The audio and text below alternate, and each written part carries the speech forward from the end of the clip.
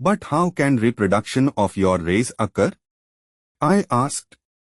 Can an hermaphrodite reproduce?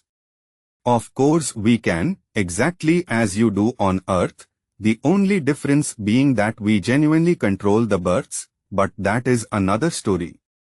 In good time, you will understand, but now we should rejoin the others.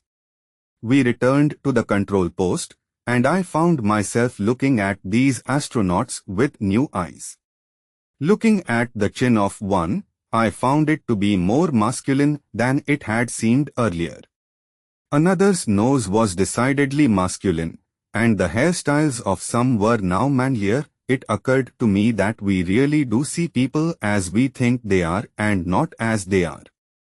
In order to feel less embarrassed among them, I created a rule for myself. I had taken them to be women, as to me they were more like females than males, thus I would continue to think of them as women and we'd see how that worked. From where I was, I could follow, on the central panel, the movement of stars as we proceeded on our way. Sometimes they appeared enormous and blinding as we passed by a little too closely, a few million kilometers from them. At times too, we noticed planets of strange colors. I remember one was of an emerald green, so pure I was stunned. It resembled an enormous jewel.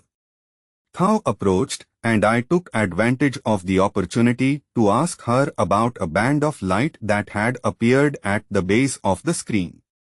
This light was composed of what looked like millions of tiny explosions.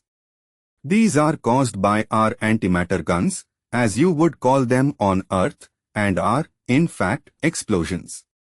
At the speed at which we travel, the most minuscule of meteorites would shatter this spacecraft were we to hit it.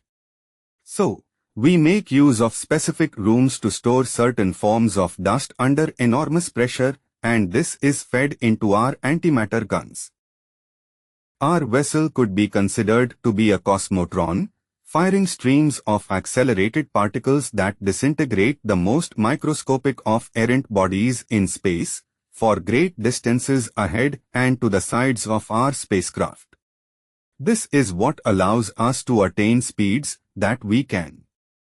Around our vessel, we create our own magnetic field. Oh please, not so fast. As you know Thiaoouba, I have no scientific background, and if you speak of cosmotrons and accelerated particles, you are going to lose me. I understand the principle, which is certainly very interesting, but I'm not good on technical terms.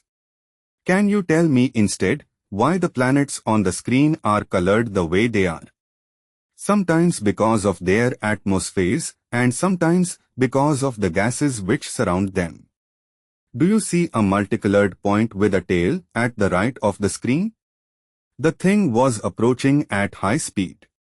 Second by second we were better able to admire it.